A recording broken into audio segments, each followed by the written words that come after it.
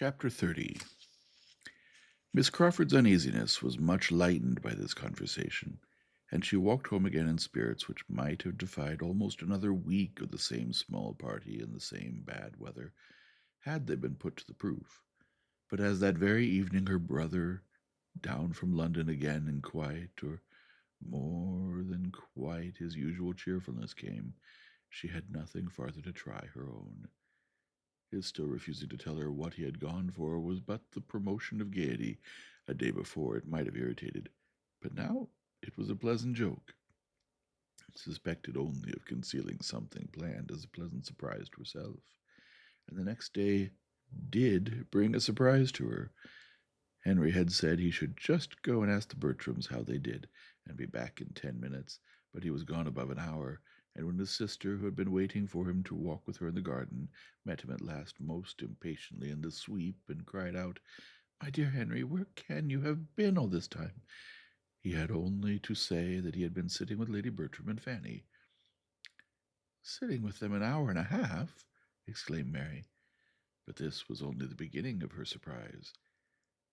"Yes, Mary," said he, drawing her arm within his, and walking along the sweep as if not knowing where he was. "I could not get away any sooner. Fanny looked so lovely. I am quite determined, Mary. My mind is entirely made up. Will it astonish you? No, you must be aware that I am quite determined to marry Fanny Price." The surprise was now complete, for in spite of whatever his consciousness might suggest, a suspicion of his having any such views had never entered his sister's imagination, and she looked so truly the astonishment she felt that he was obliged to repeat what he had said, and more fully and more solemnly. The conviction of his determination once admitted, it was not unwelcome. There was even pleasure with the surprise. Mary was in a state of mind to rejoice in connection with the Bertram family, and to be not displeased with her brother's marrying a little beneath him. "Yes, Mary," was Henry's concluding assurance, "I am fairly caught. You know with what idle designs I began, but this is the end of them. I have, I flatter myself, made no inconsiderable progress in her affections, but my own are entirely fixed." "Lucky, lucky girl!" cried Mary, as soon as she could speak. "What a match for her! My dearest Henry, this must be my first feeling, but my second, which you shall have as sincerely, is that I approve your choice from my soul, and foresee your happiness as heartily as I wish and desire it. You will have such a sweet little wife, all gratitude and devotion, exactly what you deserve. What an amazing match for her! Mrs. Norris often talks of her luck. What will she say now? The delight of all the family indeed, and she has some true friends in it. How will they rejoice? But tell me all about it. Talk to me forever. When did you begin to think seriously about her?" Nothing could be more impossible than to answer such a question, though nothing could be more agreeable than to have it asked. How the pleasing plague had stolen on him, he could not say, and before he had expressed the same sentiment with a little variation of words 3 times over, his sisterly eagerly interrupted him with, "Ah, my dear Henry, and this is what took you to London? This was your business? You chose to consult the Admiral before you made up your mind?" But this he stoutly denied. He knew his uncle too well to consult him on any matrimonial scheme. The Admiral hated marriage, and thought it never pardonable in a young man of independent fortune.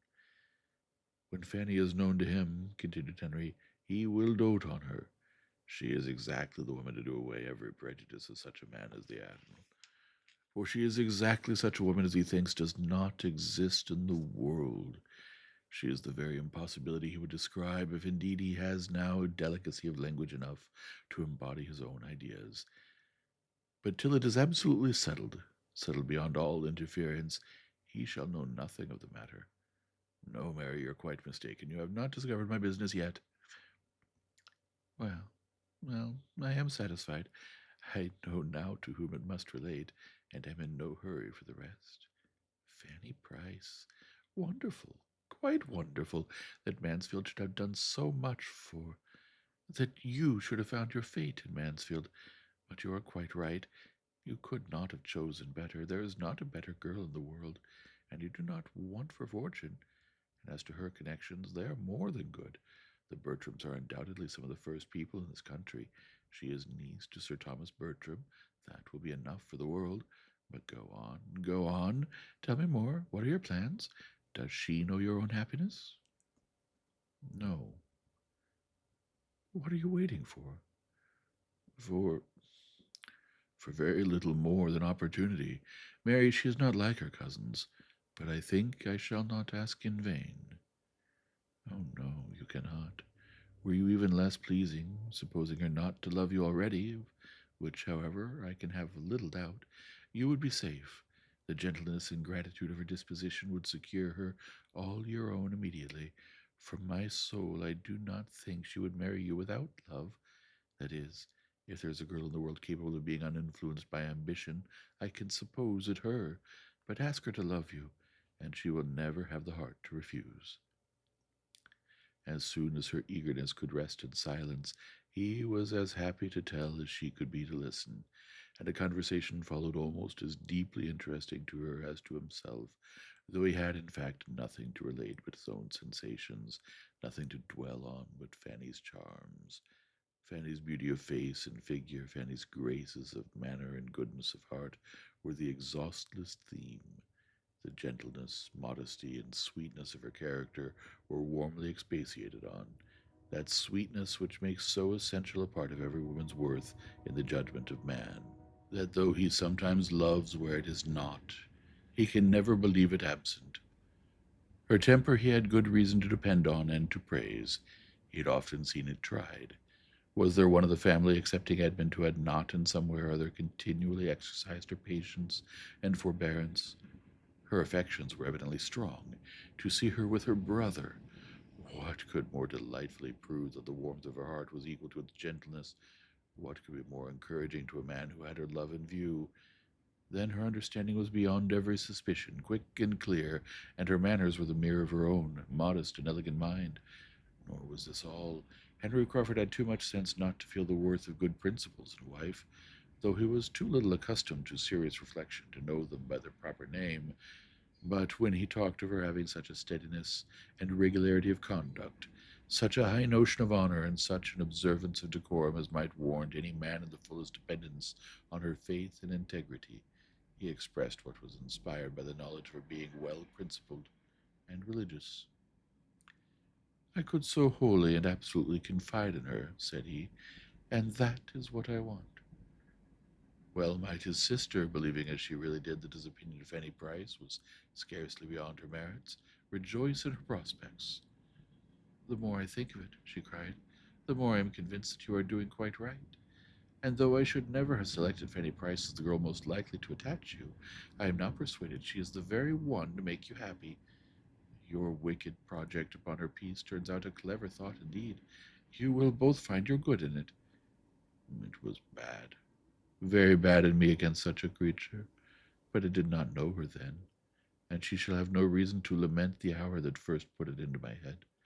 I will make her very happy, Mary, happier than she has ever yet been herself, or ever seen anybody else. I will not take her from Northamptonshire.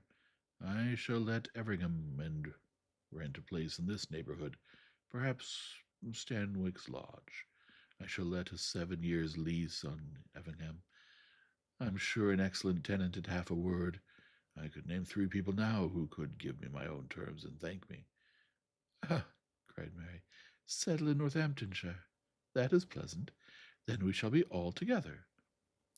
When she had spoken it, she recollected herself and wished it unsaid, but there was no need of confusion, for her brother saw her only as the supposed inmate of Mansfield parsonage, and replied but to invite her in the kindest manner to his own house, and to claim the best right in her. You must give us more than half your time, said he. I cannot admit Mrs. Grant to have an equal claim with Fanny and myself, for we shall both have a right in you, for Fanny will be so truly your sister. Mary had only to be grateful and give general assurances, but she was now very fully purposed to be the guest of neither brother nor sister many months longer. You will divide your year between London and Northamptonshire? Yes, that's right. And in London, of course, a house of your own, no longer with the Admiral, My dearest Henry, the advantage to you of getting away from the Admiral before your manners are hurt by the contagion of his, before you have contracted any of his foolish opinions, or learned to sit over your dinner as if it were the best blessing of life. You are not sensible of the gain, for your regard for him has blinded you. But in my estimation, your marrying early may be the saving of you. To have seen you grow like the Admiral in word or deed, look or gesture, would have broken my heart. Well, we do not quite think alike there. The Admiral has his faults, but he is a very good man, and has been more than a father to me. Few fathers would have let me have my own way half so much. You must not prejudice Fanny against him. I must have them love one another. Mary refrained from saying what she felt. There could not be two persons in existence whose characters and manners were less accordant. Time would discover it to him, but she could not help this reflection on the Admiral.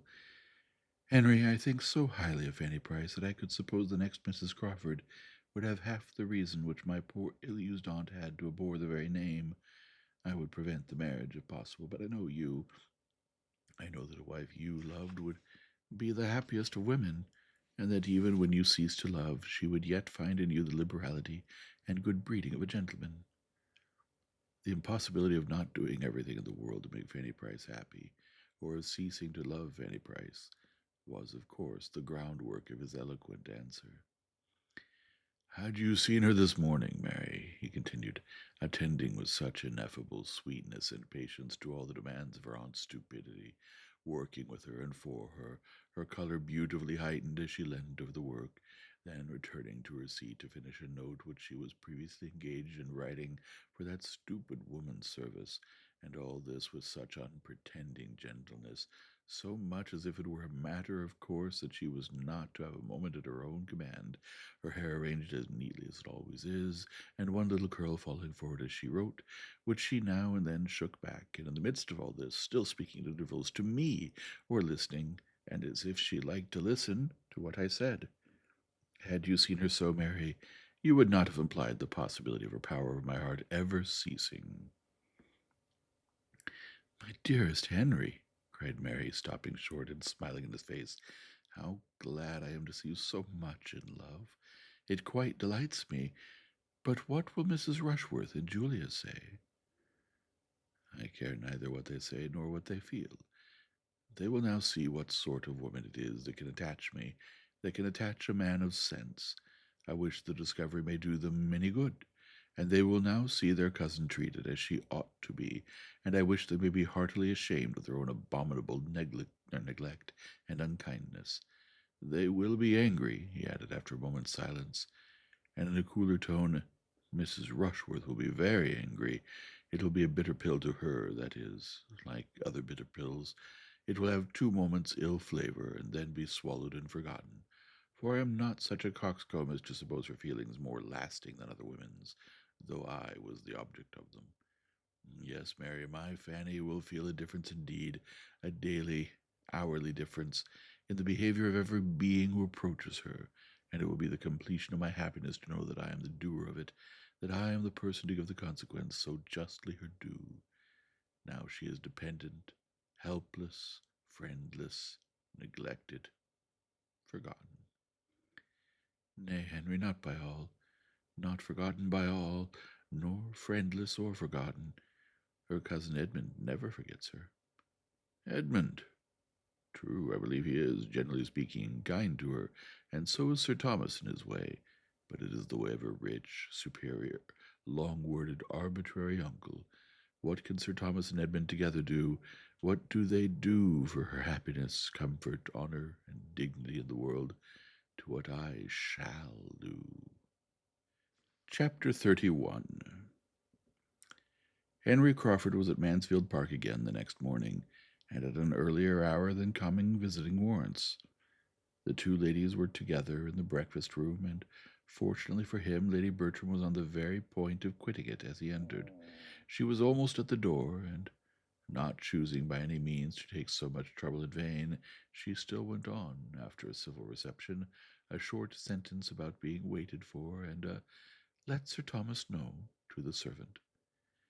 Henry, overjoyed to have her go, bowed and watched her off, and without losing another moment turned instantly to Fanny, and taking out some letters, said, with a most animated look, "I must acknowledge myself infinitely obliged to a creature who gives me such an opportunity of seeing you alone. I have been wishing it more than you can have any idea.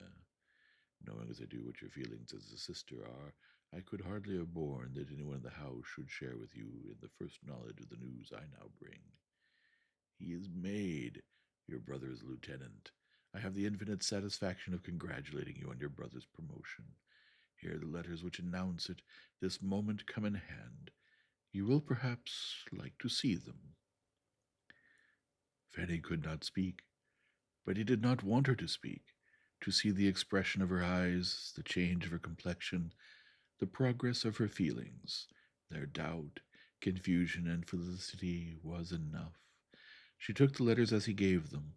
The first was from the Admiral to inform his nephew in a few words of his having succeeded in the object he had undertaken, the promotion of young Price, and enclosing two more, one from the secretary of the First Lord to a friend whom the Admiral had set to work in the business, the other from that friend to himself, by which it appeared that his lordship had the very great happiness of attending to the recommendation of Sir Charles, that Sir Charles was much delighted in having such an opportunity of proving his regard for Admiral Crawford, and that the circumstance of Mr. William Price's commission as second lieutenant of H.M. sloop Thrush being made out was spreading general joy through a wide circle of great people. While her hand was trembling under these letters, her eye running from one to the other, and her heart swelling with emotion, Crawford thus continued with unfeigned eagerness to express his interest in the event. "I will not talk of my own happiness," said he, "great as it is, for I think only of yours. Compared with you, who has a right to be happy, I have almost grudged myself my own prior knowledge of what you ought to have known before all the world. I have not lost a moment, however. The post was late this morning, but there has not been since a moment's delay. How impatient, how anxious, how wild I have been on the subject, I will not attempt to describe. How severely mortified, how cruelly disappointed in not having it finished while I was in London. I was kept there from day to day in the hope of it, for nothing less dear to me than such an object would have detained me half the time from Mansfield. But though my uncle entered into my wishes with all the warmth I could desire, and exerted himself immediately, there were difficulties from the absence of one friend, and the engagements of another, which at last I could no longer bear to stay the end of, and knowing in what good hands I left the cause, I came away on Monday, trusting that many posts would not pass before I should be followed by such very letters as these. My uncle, who is the very best man in the world, has exerted himself, as I knew he would, after seeing your brother. He was delighted with him. I would not allow myself yesterday to say how delighted, or to repeat half the Admiral said in praise. I deferred it till all his praise should be proved the praise of a friend, as this day does prove it. Now I may say that even I could not require William Price to excite a greater interest, or be followed by warmer wishes and higher commendation, than were most voluntarily bestowed by my uncle after the evening they had passed together. "Has this been all your doing, then?" cried Fanny. "Good heaven, how very, very kind! Have you really? Was it by your desire? I beg your pardon, but I'm bewildered. Did Admiral Crawford apply? How was it? I'm stupefied." Henry was most happy to make it more intelligible by beginning at an earlier stage and explaining very particularly what he had done. His last journey to London had been undertaken with no other view than that of introducing her brother in Hill Street, and prevailing on the Admiral to exert whatever interest he might have for getting him on. This had been his business. He had communicated it to no creature. He had not breathed a syllable of it, even to Mary. While uncertain of the issue, he could not have borne any participation of his feelings. But this had been his business, and he spoke with such a glow of what his solicitude had been, and used such strong expressions, was so abounding in the deepest interest, in twofold motives, in views and wishes more than could be told, that Fanny could not have remained insensible of his drift had she been able to attend. But her heart was so full, and her senses still so astonished, that she could listen but imperfectly even to what he told her of William, and saying only when he paused, "How kind! How very kind! Oh, Mr. Crawford, we are infinitely obliged to you. Dearest, dearest William, She jumped up and moved in haste towards the door, crying out, "I will go to my uncle. My uncle ought to know it as soon as possible." But this could not be suffered. The opportunity was too fair, and his feelings too impatient. He was after her immediately. She must not go. She must allow him 5 minutes longer, and he took her hand and led her back to her seat, and was in the middle of his farther explanation before she had suspected for what she was detained. When she did understand it, however, and found herself expected to believe that she had created sensations which his heart had never known before, and that everything he had done for William was to be placed to the account of his excessive and unequal attachment to her, she was exceedingly distressed, and for some moments unable to speak. She considered it all as nonsense, as mere trifling gallantry, which meant only to deserve, for the hour, she could not feel that it was treating her improperly and unworthily, and in such a way as she had not deserved. But it was like himself, and entirely of a piece with what she had seen before, and she would not allow herself to show half the displeasure she felt, because he had been conferring an obligation which no want of delicacy on his part could make a trifle to her.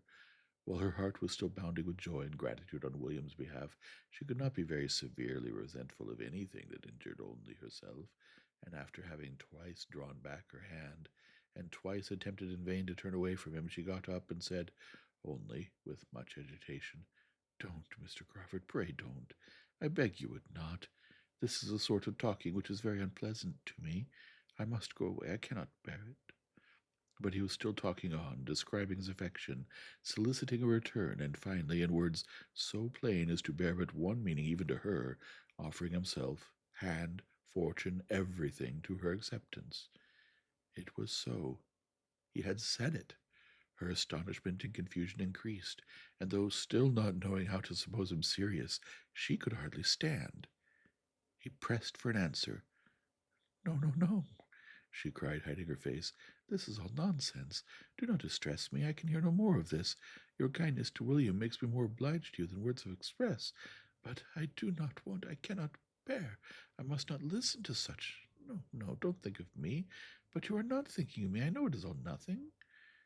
She had burst away from him, and at that moment Sir Thomas was heard speaking to a servant in his way towards the room they were in. It was no time for farther assurances or entreaty, though to part with her at a moment when her modesty alone seemed, to his sanguine and pressured mind, to stand in the way of the happiness he sought, was a cruel necessity. She rushed out at an opposite door from the one her uncle was approaching, and was walking up and down the east room in the utmost confusion of contrary feeling, before Sir Thomas' politeness or apologies were over, or he had reached the beginning of the joyful intelligence which his visitor came to communicate. She was feeling, thinking, trembling about everything, agitated, happy, miserable, infinitely obliged, absolutely angry. It was all beyond belief. He was inexcusable, incomprehensible, but such were his habits that he could do nothing without a mixture of evil. He had previously made her the happiest of human beings, and now he had insulted. She knew not what to say, how to class, or how to regard it. She would not have him be serious, and yet what could excuse the use of such words and offers if they meant but to trifle? But William was a lieutenant. That was a fact beyond a doubt, and without an alloy. She would think of it forever, and forget all the rest. Mr. Crawford would certainly never address her so again. He must have seen how unwelcome it was to her, and in that case how gratefully she could esteem him for his friendship to William. She would not stir farther from the east room than the head of the great staircase, till she had satisfied herself of Mr. Crawford's having left the house. But when convinced of his being gone, she was eager to go down and be with her uncle, and have all the happiness of his joy as well as her own, and all the benefit of his information or his conjectures as to what would now be William's destination. Sir Thomas was as joyful as she could desire, and very kind and communicative, and she had so comfortable a talk with him about William as to make her feel as if nothing had occurred to vex her, till she found, towards the close, that Mr. Crawford was engaged to return and dine there that very day. This was a most unwelcome hearing, for though he might think nothing of what had passed, it would be quite distressing to her to see him again so soon. She tried to get the better of it, tried very hard, as the dinner hour approached, to feel and appear as usual, but it was quite impossible for her not to look most shy and uncomfortable when their visitor entered the room. She could not have supposed it in the power of any concurrence of circumstances to give her so many painful sensations on the first day of hearing of William's promotion. Mr. Crawford was not only in the room, he was soon close to her. He had a note to deliver from his sister. Fanny could not look at him, but there was no consciousness of past folly in his voice. She opened her note immediately, glad to have anything to do, and happy as she read it to feel that the fidgetings of her Aunt Norris, who was also to dine there, screened her a little from view. My dear Fanny, for so I may now always call you, to the infinite relief of a tongue that has been stumbling at Miss Price for at least the last 6 weeks, I cannot let my brother go without sending you a few lines of general congratulation and giving my most joyful consent and approval. Go on, my dear Fanny, and without fear. There can be no difficulties worth naming. I choose to suppose that the assurance of my consent will be something, so you may smile upon him with your sweetest smiles this afternoon, and send him back to me even happier than he goes. Yours affectionately, M.C. These were not expressions to do Fanny any good, for though she read it in too much haste and confusion to form the clearest judgment of Miss Crawford's meaning, it was evident that she meant to compliment her on her brother's attachment, and even to appear to believe it serious. She did not know what to do or what to think. There was wretchedness in the idea of its being serious. There was perplexity and agitation every way. She was distressed whenever Mr. Crawford spoke to her, and he spoke to her much too often, and she was afraid there was something in his voice and manner in addressing her very different from what they were when he talked to the others. Her comfort in that day's dinner was quite destroyed. She could hardly eat anything, and when Sir Thomas good-humoredly observed that joy had taken away her appetite, she was ready to sink with shame from the dread of Mr. Crawford's interpretation, for though nothing could have tempted her to turn her eyes to the right hand where he sat, she felt that his were immediately directed towards her. She was more silent than ever. She would hardly join even when William was the subject, for his commission came all from the right hand too, and there was pain in the connection. She thought Lady Bertram sat longer than ever, and began to be in despair of ever getting away. But at last they were in the drawing-room, and she was able to think as she would, while her aunts finished the subject of William's appointment in their own style. Mrs. Norris seemed to be as much delighted with the saving it would be to Sir Thomas as with any part of it. Now William would be able to keep himself, which would make a vast difference to his uncle, for it was unknown how much he had cost his uncle, and indeed it would make some difference in her presence too. She was very glad that she had given William what she did at parting, very glad indeed that it had been in her power, without material inconvenience, just at that time to give him something rather considerable, that is, for her, with her limited means, for now it would be all useful in helping to fit up his cabin. She knew he must be at some expense, that he would have many things to buy, though to be sure his father and mother would be able to put him away, or put him in the way of getting everything very cheap. But she was very glad she had contributed her mite towards it. "I am glad you gave him something considerable," said Lady Bertram, with most unsuspicious calmness, "for I gave him only £10. "Indeed!" cried Mrs. Norris, reddening. "Upon my word, he must have gone off with his pockets well lined, and at no expense for his journey to London either." "Sir Thomas told me £10 would be enough." Mrs. Norris, being not at all inclined to question its sufficiency, began to take the matter in another point. "It is amazing," said she, "how much young people cost their friends. What with bringing them up and putting them out in the world, they little think how much it comes to, or what their parents or their uncles and aunts pay for them in the course of the year. Now, here are my sister Price's children. Take them together. I dare say nobody would believe what a sum they cost Sir Thomas every year, to say nothing of what I do for them." "Very true, sister, as you say. But poor things, they cannot help it, and you know it makes very little difference to Sir Thomas. Fanny, William must not forget my shawl if he goes to the East Indies, and I shall give him a commission for anything else that is worth having. I wish he may go to the East Indies, that I may have my shawl. I think I will have 2 shawls, Fanny." Fanny, meanwhile, speaking only when she could not help it, was very earnestly trying to understand what Mr. and Mrs. Crawford were at.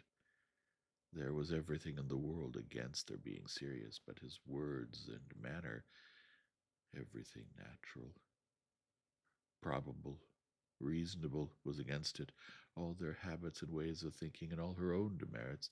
How could she have excited serious attachment in a man who had seen so many and been admired by so many and flirted with so many, infinitely her superiors, who seemed so little open to serious impressions, even where pains had been taken to please him, who thought so slyly, so carelessly, so unfeelingly on all such points, who was everything to everybody and seemed to find no one essential to him?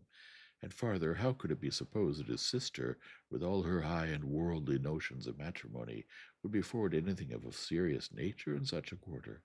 Nothing could be more unnatural in either. Fanny was ashamed of her doubts. Everything might be possible rather than a serious attachment, or serious approbation of it toward her. She had quite convinced herself of this before Sir Thomas and Mr. Crawford joined them. The difficulty was in maintaining the conviction quite so absolutely after Mr. Crawford was in the room, for once or twice a look seemed forced on her, which she did not know how to class among the common meaning. In any other man, at least, she would have said that it meant something very earnest, very pointed, but she still tried to believe it no more than what he might often have expressed towards her cousins and 50 other women. She thought he was wishing to speak to her unheard by the rest.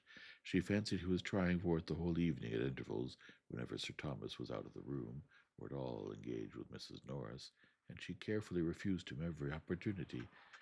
At last, it seemed, and at last to Fanny's nervousness, though not remarkably late, he began to talk of going away, but the comfort of the sound was impaired by his turning to her the next moment and saying, "Have you nothing to send to Mary? No answer to her note? She will be disappointed if she receives nothing from you.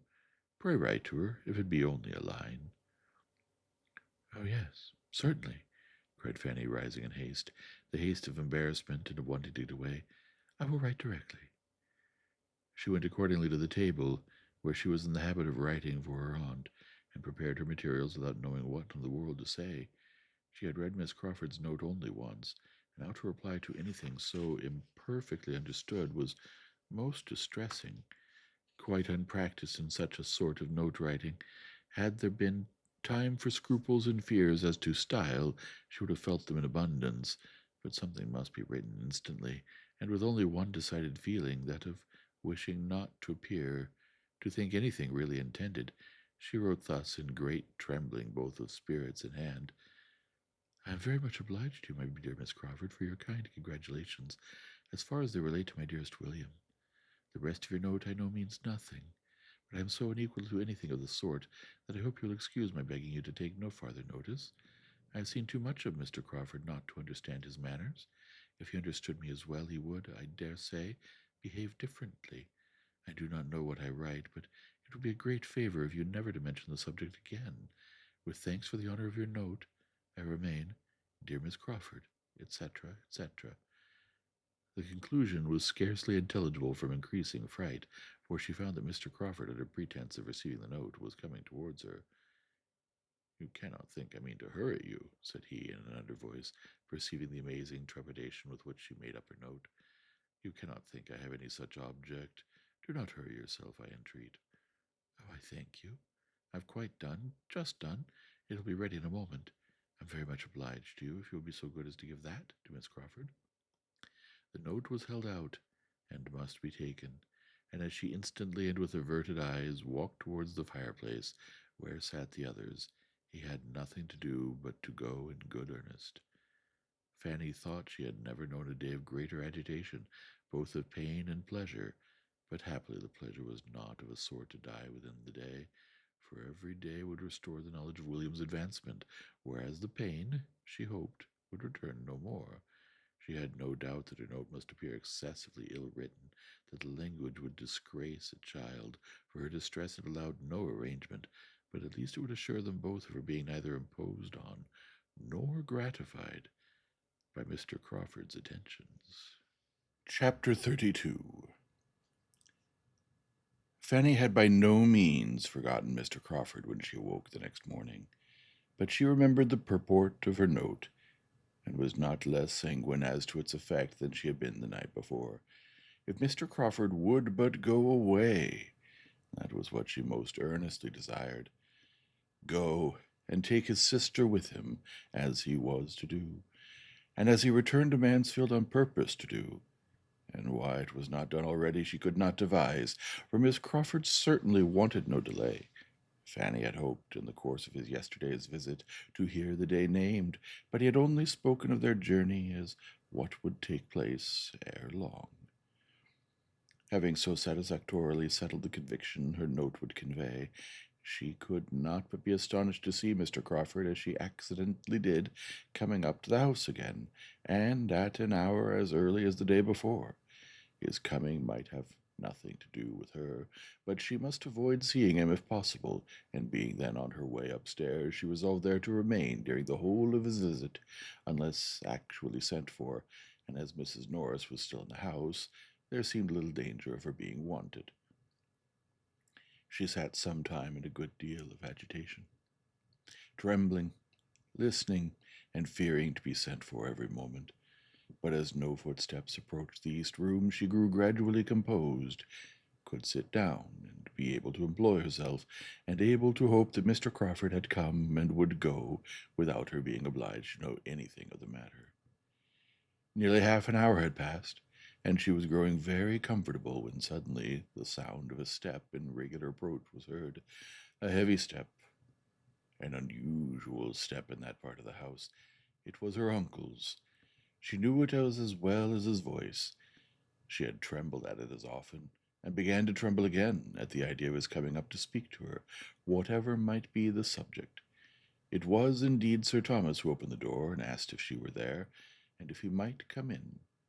The terror of his former occasional visits to that room seemed all renewed, and she felt as if he were going to examine her again in French and English.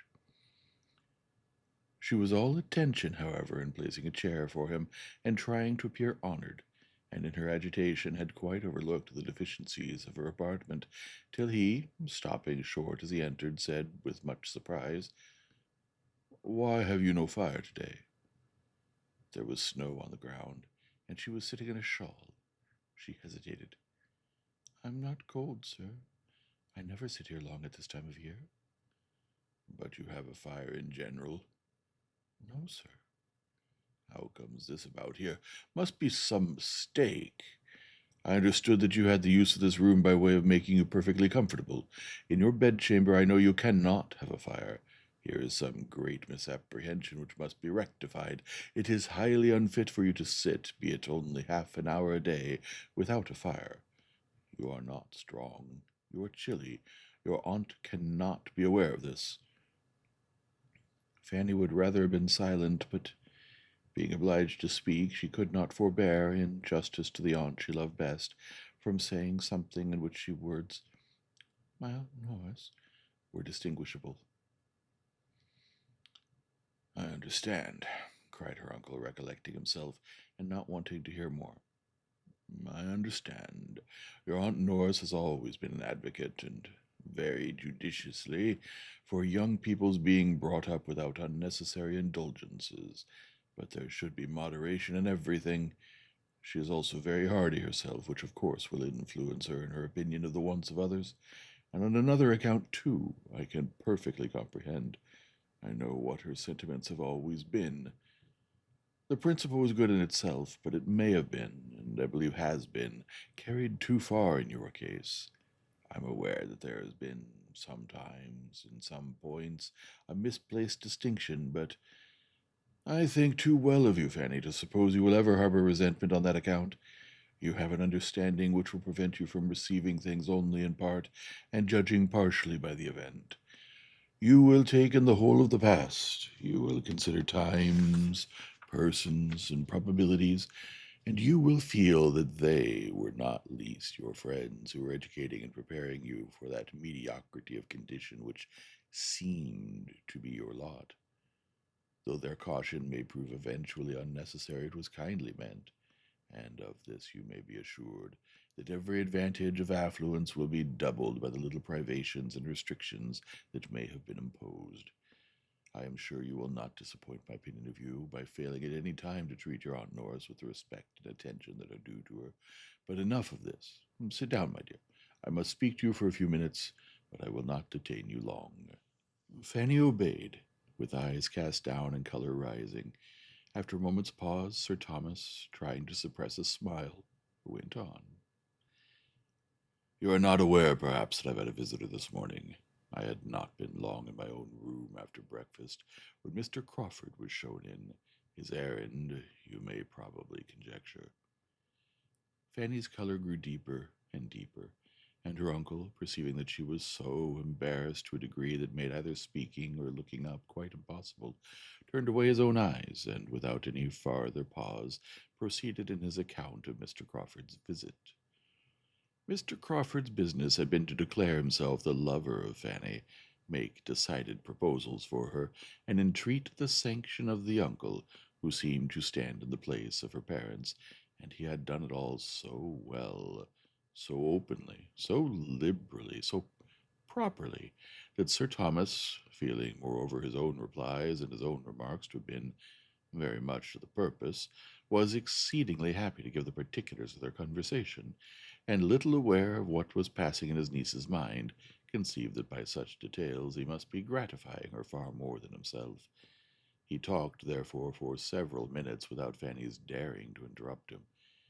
She had hardly even attained the wish to do it. Her mind was in too much confusion. She had changed her position, and, with her eyes fixed intently on one of the windows, was listening to her uncle in the utmost perturbation and dismay.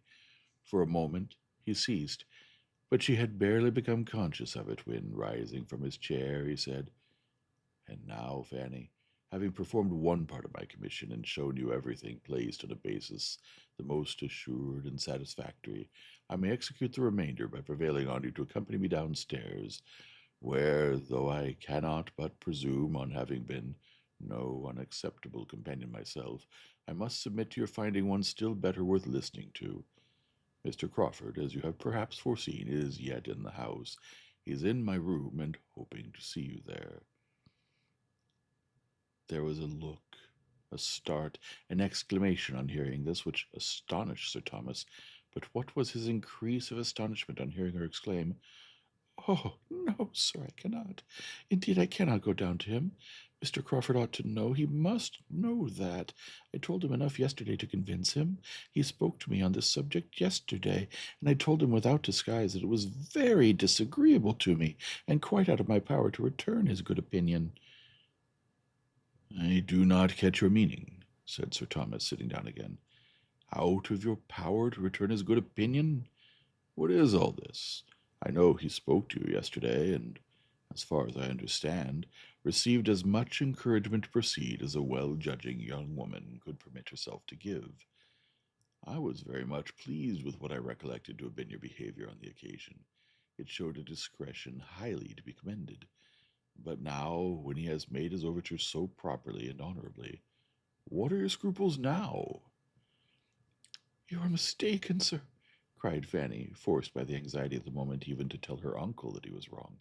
"You are quite mistaken. How could Mr. Crawford say such a thing? I gave him no encouragement yesterday. On the contrary, I told him, I cannot recollect my exact words, but I'm sure I told him that I would not listen to him, that he was very unpleasant to me in every respect, and that I begged him never to talk to me in that manner again. I'm sure I said as much as that and more, and I should have said still more if I had been quite certain of his meaning anything seriously. But I did not like to be. I could not bear to be, imputing more than might be intended. I thought it might all pass for nothing with him."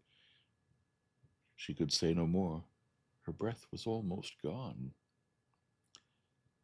"Am I to understand," said Sir Thomas, after a few moments' silence, "that you mean to refuse Sir Crawford?" "Yes, sir." "Refuse him?" "Yes, sir." "Refuse Mr. Crawford? Upon what plea? For what reason?"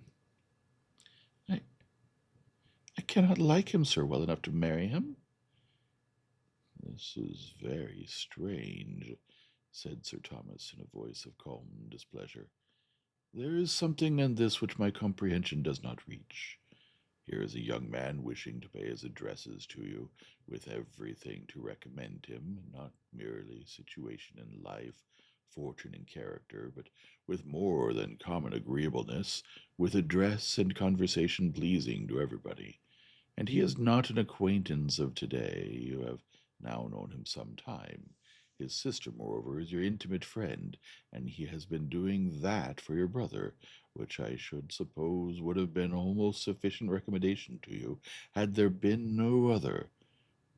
It is very uncertain when my interest might have got William on. He has done it already. Yes, said Fanny in a faint voice, and looking down with fresh shame, and she did feel herself almost ashamed, after such a picture as her uncle had drawn, for not liking Mr. Crawford. You must have been aware, continued Sir Thomas presently, you must have been some time aware of a particularity in Mr. Crawford's manners to you. This cannot have taken you by surprise. You must have observed his attentions, and though you always receive them very properly, I have no accusation to make on that head. I never perceive them to be unpleasant to you. I am half inclined to think, Fanny, that you do not quite know your own feelings. Oh, yes, sir. Indeed I do. His attentions were always what I did not like. Sir Thomas looked at her with deeper surprise. This is beyond me, said he. This requires explanation. Young as you are, and having been scarcely any one, it is hardly possible that your affections— He paused and eyed her fixedly. He saw her lips formed into a no, though the sound was inarticulate, but her face was like scarlet.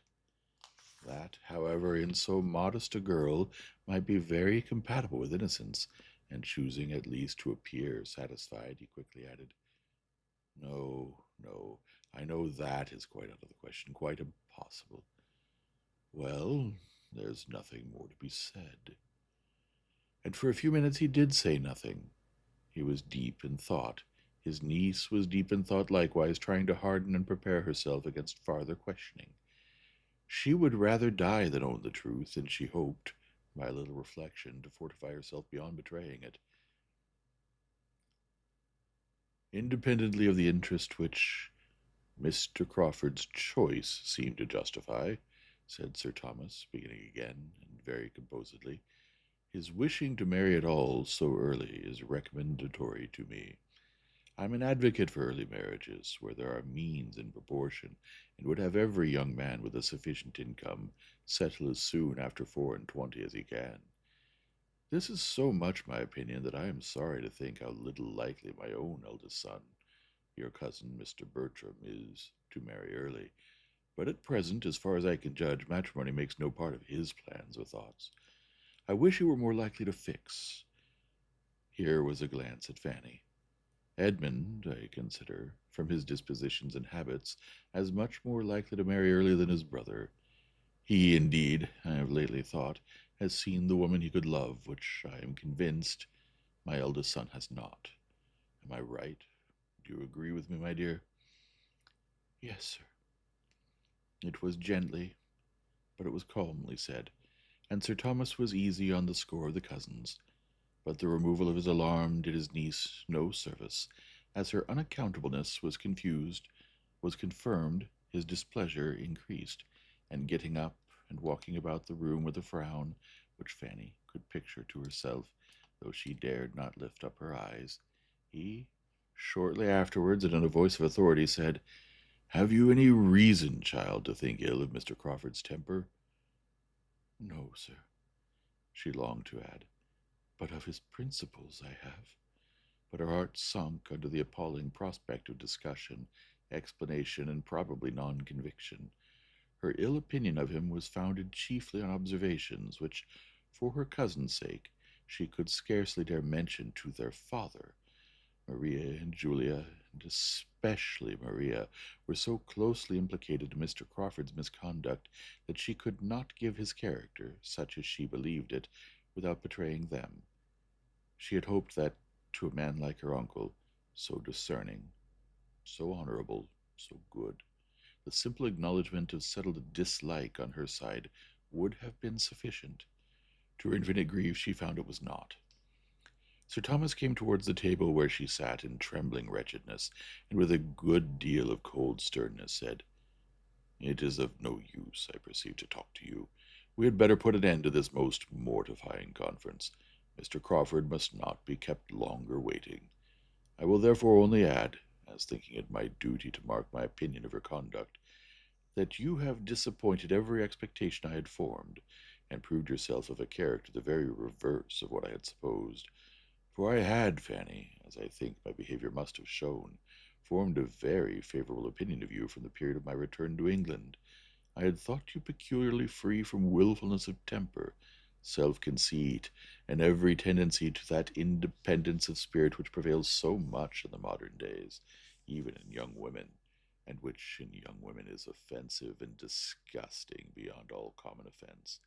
But you have now shown me that you can be wilful and perverse, that you can and will decide for yourself, without any consideration of deference for those who have surely some right to guide you, without even asking their advice.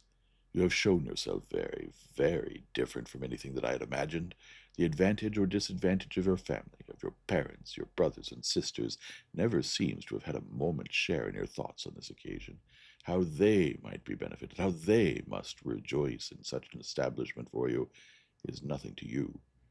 You think only of yourself, and because you do not feel for Mr. Crawford exactly what a young, heated fancy imagines to be necessary for happiness, you resolve to refuse him at once, without wishing even for a little time to consider of it, a little more time for cool consideration, and for really examining your own inclinations, and are, in a wild fit of folly, throwing away from you such an opportunity of being settled in life, eligibly, honourably, nobly settled, as will, probably, never occur to you again. Here is a young man of sense, of character, of temper, of manners, and of fortune, exceedingly attached to you, and seeking your hand in the most handsome and disinterested way. And let me tell you, Fanny, you may live 18 years longer in the world without being addressed by a man of half Mr. Crawford's estate, or a tenth part of his merits. Gladly would I have bestowed either of my own daughters on him. Maria is nobly married, but had Mr. Crawford sought Julia's hand, I should have given it to him with superior and more heartfelt satisfaction than I gave Maria's to Mr. Rushworth. After half a moment's pause, and I should have been very much surprised at either of my daughters on receiving a proposal of marriage at any time, which might carry with it only half the eligibility of this, immediately and peremptorily, and without paying my opinion nor my regard the compliment of any consultation, put a decided negative on it. I should have been much surprised and much hurt by such a proceeding. I should have thought it a gross violation of duty and respect. You are not to be judged by the same rule. You do not owe me the duty of a child. But, Fanny, if your heart can acquit you of ingratitude. He ceased. Fanny was by this time crying so bitterly that, angry as he was, he would not press that article farther. Her heart was almost broke by such a picture of what she appeared to him, by such accusations, so heavy, so multiplied, so rising in dreadful gradation, self-willed, obstinate, selfish and ungrateful. He thought her all this. She had deceived his expectations. She had lost his good opinion. What was to become of her? "I'm very sorry," said she inarticulately through her tears. "I am very sorry indeed." "Sorry. Yes, I hope you are sorry, and you will probably have reason to be long sorry for this day's transactions." "If it were possible for me to do otherwise," said she, with another strong effort. "But I am so perfectly convinced that I could never make him happy, and that I should be miserable myself." Another burst of tears, but in spite of that burst, and in spite of that great black word miserable which served to introduce it, Sir Thomas began to think a little relenting, a little change of inclination, might have something to do with it, and to augur favourably from the personal entreaty of the young man himself. He knew her to be very timid and exceedingly nervous, and thought it not improbable that her mind might be in such a state as a little time, a little pressing, a little patience and a little impatience, a judicious mixture of all on the lover's side, might work their usual effect. If the gentleman would but persevere, if he had but love enough to persevere, Sir Thomas began to have hopes, And these reflections having passed across his mind and cheered it, "Well," said he, in a tone of becoming gravity, but of less anger, "well, child, dry up your tears. There is no use in these tears, they can do no good. You must now come downstairs with me. Mr. Crawford has been kept waiting too long already. You must give him your answer. We cannot expect him to be satisfied with less, and you only can explain to him the grounds of that misconception of your sentiments, which unfortunately for himself he certainly has imbibed. I am totally unequal to it." But Fanny showed such reluctance, such misery at the idea of going down to him, that Sir Thomas, after a little consideration, judged it better to indulge her. His hopes from both gentleman and lady suffered a small depression in consequence. But when he looked at his niece, and saw the state of feature and complexion which her crying had brought her into, he thought there might be as much lost as gained by an immediate interview. With a few words, therefore, of no particular meaning, he walked off by himself, leaving his poor niece to sit and cry over what had passed, with very wretched feelings. Her mind was all disorder. The past, present, future, everything was terrible. But her uncle's anger gave her the severest pain of all. Selfish and ungrateful. To have appeared so to him, she was miserable forever. She had no one to take her part, to counsel or speak for her. Her only friend was absent. He might have softened his father, but all, perhaps all, would think her selfish and ungrateful. She might have to endure the reproach again and again. She might hear it, or see it, or know it to exist for ever in every connection about her. She could not but feel some resentment against Mr. Crawford, yet if he really loved her, and were unhappy too, it was all wretchedness together. In about a quarter of an hour her uncle returned. She was almost ready to faint at the sight of him. He spoke calmly, however, without austerity, without reproach, and she revived a little. There was comfort, too, in his words as well as his manner, for he began with, "Mr. Crawford is gone. He has just left me. I need not repeat what has passed. I do not want to add to anything you may now be feeling by an account of what he has felt.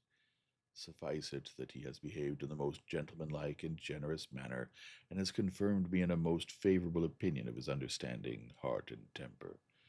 Upon my representation of what you were suffering, he immediately, and with the greatest delicacy, ceased to urge to see you for the present." Here Fanny, who had looked up, looked down again. "Of course," continued her uncle, "it cannot be supposed but that he should request to speak with you alone, be it only for 5 minutes. A request too natural, a claim too just to be denied. But there is no time fixed, perhaps tomorrow, or whenever your spirits are composed enough. For the present you have only to tranquilize yourself. Check these tears, they do not exhaust you. If, as I am willing to suppose, you wish to show me any observance, you will not give way to these emotions, but endeavor to reason yourself into a stronger frame of mind. I advise you to go out. The air will do you good. Go out for an hour on the gravel. You will have the shrubbery to yourself, and will be the better for air and exercise. And Fanny," turning back again for a moment, "I shall make no mention below of what has passed. I shall not even tell your Aunt Bertram. There is no occasion for spreading the disappointment. Say nothing about it yourself." This was an order to be most joyfully obeyed. This was an act of kindness which Fanny felt at her heart. To be spared from Aunt Nora's interminable reproaches. He left her in a glow of gratitude. Anything might be bearable rather than such reproaches. Even to see Mr. Crawford would be less overpowering. She walked out directly, as her uncle recommended, and followed his advice throughout as far as she could. Did check her tears, did earnestly try to compose her spirits and strengthen her mind. She wished to prove to him that she did desire his comfort, and sought to regain his favor, and he had given her another strong motive for exertion in keeping the whole affair from the knowledge of her aunts. Not to excite suspicion by her look or manner was now an object worth attaining, and she felt equal to almost anything that might save her from her Aunt Norris. She was struck, quite struck, when on returning from her walk and going into the east room again, the first thing which caught her eye was a fire lighted and burning. A fire! It seemed too much. Just at that time to be giving her such an indulgence was exciting even painful gratitude. She wondered that Sir Thomas could have leisure to think of such a trifle again, but she soon found from the voluntary information of the housemaid, who came in to attend it, that so it was to be every day. Sir Thomas had given orders for it. I must be a brute, indeed, if I can be really ungrateful, said she in soliloquy. Heaven defend me from being ungrateful. She saw nothing more of her uncle, nor of her Aunt Norris, till they met at dinner. Her uncle's behavior to her was then as nearly as possible what it had been before. She was sure he did not mean there should be any change, and that it was only her own conscience that could fancy any. But her aunt was soon quarrelling with her, and when she found herself how much and how unpleasantly her having only walked out without her aunt's knowledge could be dwelt on, she felt all the reason she had to bless the kindness which saved her from the same spirit of reproach exerted on a more momentous subject. If I had known you were going out, I should have got you just to go as far as my house with some orders for Nanny, said she, which I have since, to my very great inconvenience, been obliged to go and carry myself. I could very ill spare the time, and you might have saved me the trouble, if you would only have been so good as to let us know you were going out. It would have been made no difference to you, I suppose, whether you had walked in the shrubbery or gone to my house. I recommended the shrubbery to Fanny as the driest place, said Sir Thomas. Oh, said Mrs. Norris, with a moment's check. That was very kind of you, Sir Thomas. But you do not know how dry the path is to my house. Fanny would have had quite as good a walk there, I assure you, with the advantage of being of some use.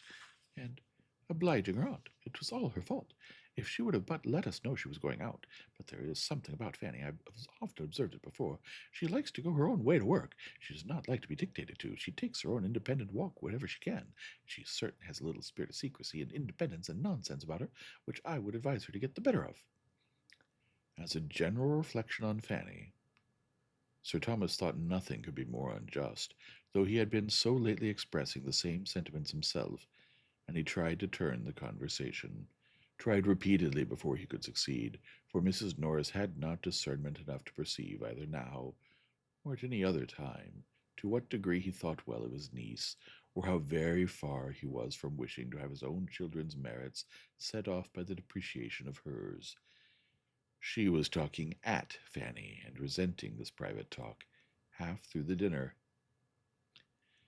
It was, however, at last, and the evening set in with more composure to Fanny, and more cheerfulness of spirits than she could have hoped for after so stormy a morning.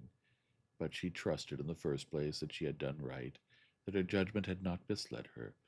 For the purity of her intentions she could answer, and she was willing to hope, secondly, that her uncle's displeasure was abating, and would abate farther as he considered the matter with more impartiality, and felt, as a good man must feel, how wretched and how unpardonable, how hopeless and how wicked it was to marry without affection.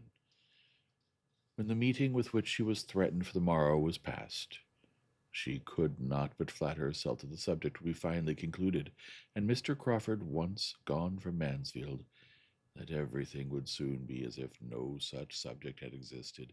She would not, could not believe that Mr. Crawford's affection for her could distress him long. His mind was not of that sort. London would soon bring its cure. In London he would soon learn to wonder at his infatuation, and be thankful for the right reason in her which had saved him from its evil consequences. While Fanny's mind was engaged in these sorts of hopes, her uncle was, soon after tea, called out of the room, an occurrence too common to strike her, and she thought nothing of it till the butler reappeared 10 minutes afterwards, and advancing decidedly towards herself, said, "Sir Thomas wishes to speak with you, ma'am, in his own room." Then it occurred to her what might be going on. A suspicion rushed over her mind which drove the color from her cheeks, but instantly rising, she was preparing to obey, when Mrs. Norris called out, "Stay, stay, Fanny. What are you about? Where are you going? Don't be in such a hurry. Depend upon it, it's not you who are wanted. Depend upon it, it's me," looking at her butler. "But you are so very eager to put yourself forward. What should Sir Thomas want you for? It is me, Batterley." What do you mean? I'm coming this moment. You mean me, Badley? I'm sure. Sir Thomas wants me, not Miss Price. But Badley was stout. No, ma'am, it is Miss Price. I am certain of its being Miss Price. And there was a half smile with the words, which meant, I do not think you would answer the purpose at all. Mrs. Norris, much discontented, was obliged to compose herself to work again, and Fanny, walking off in agitating consciousness, found herself, as she anticipated, in another minute, alone with Mr. Crawford.